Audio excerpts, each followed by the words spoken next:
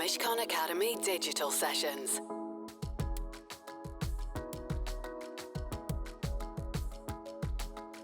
Welcome everyone, and thank you very much for joining us today. My name is Nicola Simmons. I'm an associate in our tax and wealth planning team here at Mishcon. Today we're discussing how to handle your business and personal needs from home. I'm joined by Patrick Harney, who's a partner in our private tax and wealth planning team, Jonathan Legg, a partner in our real estate tax team, and Paul Noble, a partner in our private tax disputes and investigation team. So I'm discussing how spending additional time in the UK can affect yours and your company's tax residents. Under normal circumstances, whether you're a UK tax resident will depend upon your ties to the UK and the number of days you spend here. However, if you spend more time in the UK than you expect because of what HMRC would deem exceptional circumstances, up to 60 days can be disregarded from your UK day spend count. HMRC have actually published guidance specifically on this and have confirmed that the days you spend in the UK for the following reasons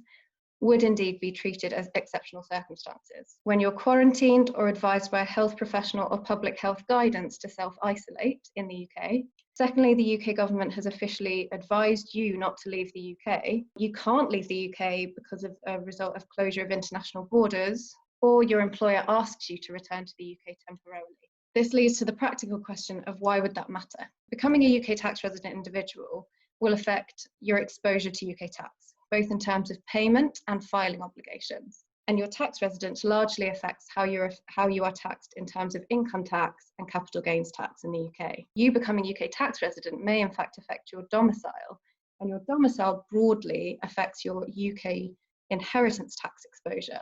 Whilst you may become a UK tax resident, as we've mentioned, because you're actually not usually in the UK or you weren't born here, you may actually still be tax resident elsewhere. That could be double taxation. There are ways out of it, but it's good to be aware of that exposure so that you can manage your risk. Lastly, thinking still from a personal tax perspective, if you're a UK tax resident this year, that will limit the number of days you can spend in the UK in the next tax year without becoming UK tax resident. So then turning to the company side, if senior members of businesses are making key decisions from the UK, that company may either inadvertently become UK tax resident as a whole, or they might actually create a UK permanent establishment.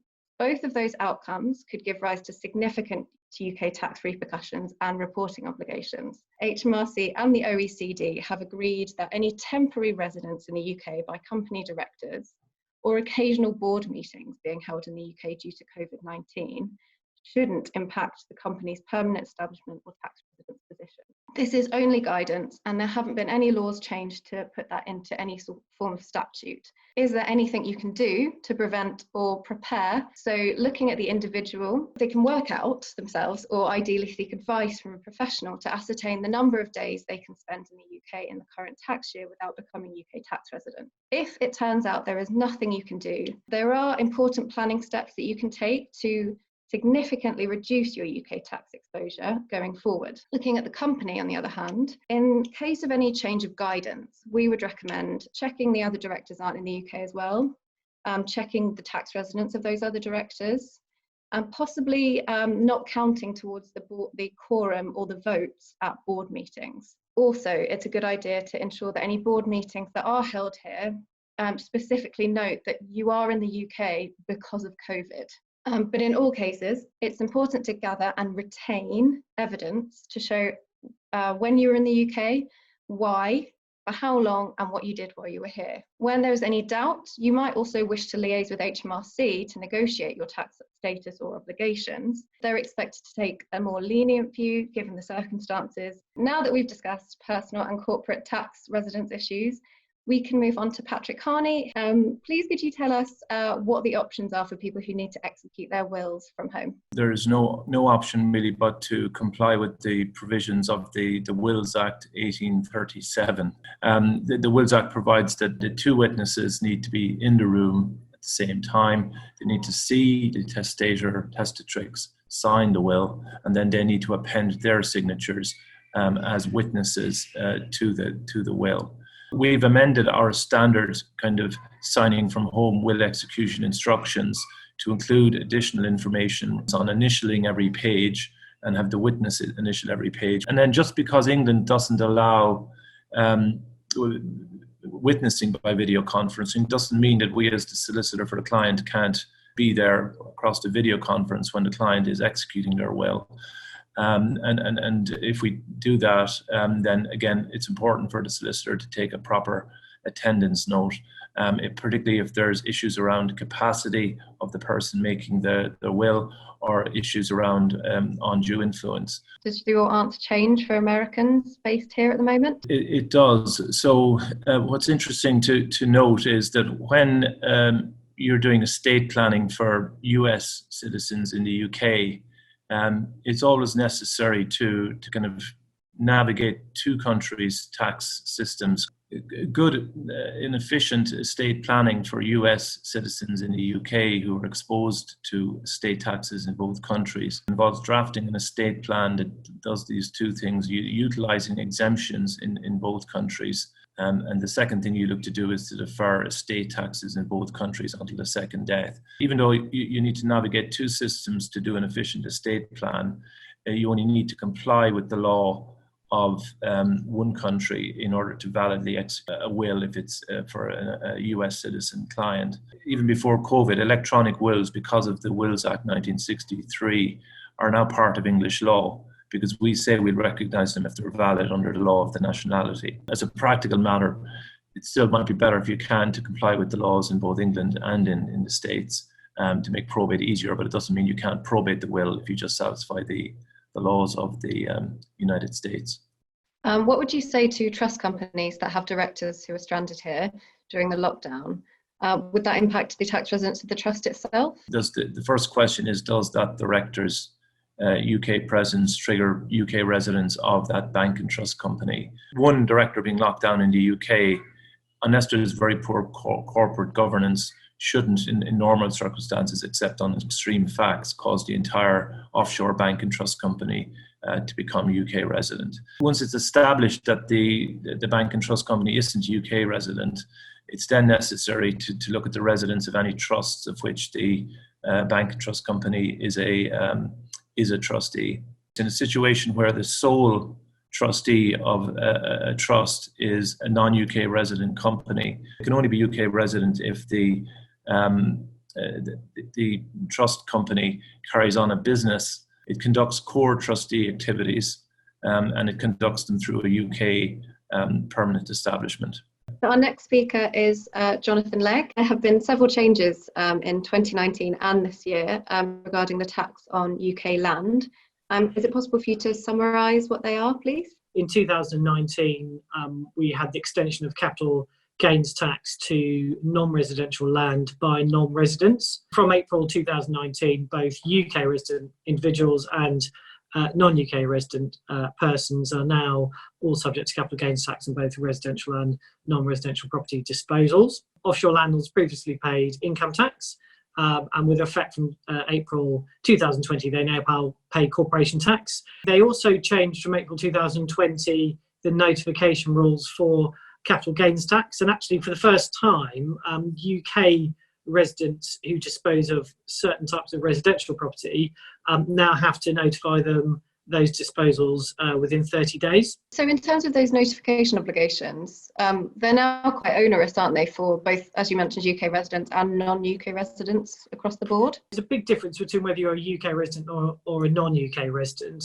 So for UK residents, from 6th of April, if you dispose of residential property and there's a gain which is subject to capital gains tax, you have to notify within 30 days and you have to pay that tax within 30 days, and you do that online.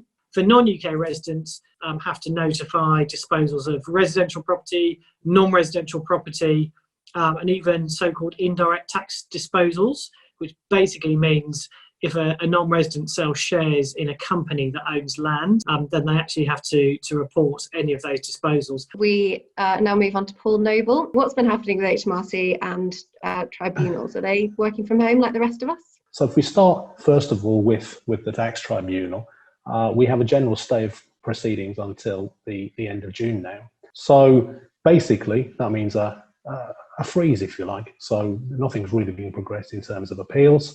and that's going to cause a further backlog of the system.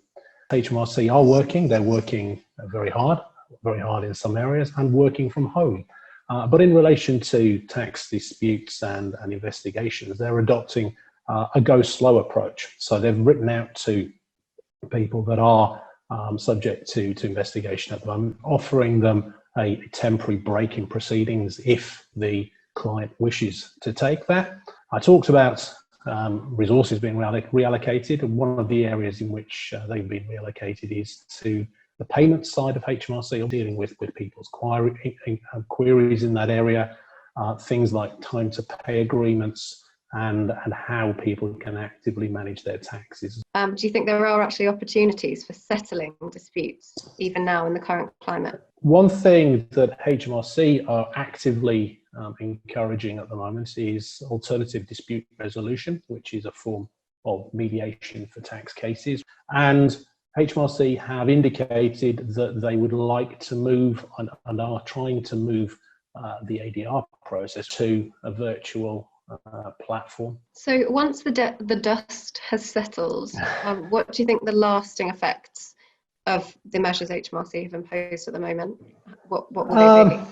And obviously, again, coming back to this, the backlog in the tribunal, which is obviously only going to get worse if we're in a position where things are not being actively worked for the next few months. As far as HMRC are concerned, I think it's encouraging better ways of working. Having to work at home is more than encouraging. It is necessitating them trying to work slightly differently. So I think we'll find a more engaged HMRC, perhaps a slightly quicker moving HMRC in the future. The other thing to sort of think what's going to change, I think it's what I'd term the sting in the tail, which will come before too long, in the sense that the government have spent a lot of money keeping the economy afloat over the last few weeks and months, and somebody's going to have to pay for that. And eventually, I think HMRC compliance activity will resume to where it was, and with an increased emphasis in terms of closing the tax gap, making sure that taxpayers are compliant, and making sure that people pay what is due and what is right, so that the UK can get back to where it was. I've had another question. So are there any notification obligations once the individual becomes UK tax resident?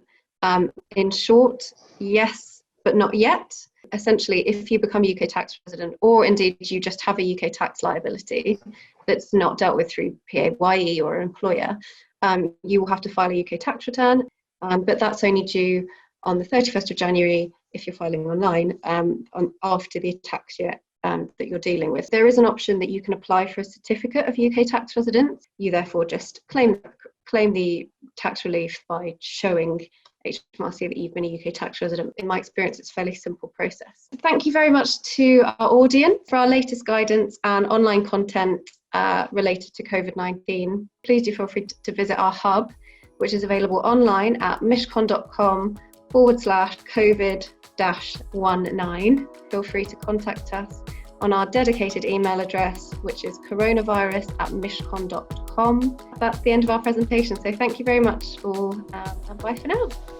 The Mishcon Academy digital sessions. To access advice for businesses that is regularly updated, please visit mishcon.com.